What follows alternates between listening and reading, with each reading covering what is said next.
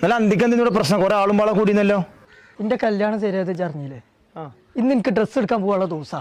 ഈ നാട്ടിലുള്ള ഏതൊരു എരപ്പ അവിടെ പോയിക്കാണ്ട് ഞാൻ മോശമാണെന്ന് പറഞ്ഞു കൊടുത്തിക്ക.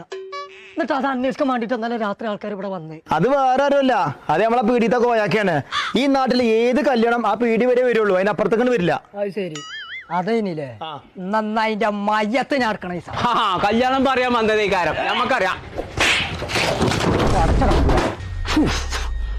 അപ്പോ ഞായറാഴ്ചയാണ് എന്റെ കല്യാണം. നേരത്തെ കൂട്ടിയാണ്ട് പോകുന്നുണ്ടോ? 10 എനിക്ക് ആടുണ്ടാവും. കല്യാണം ശരിയായിരുന്നു അടിയോ?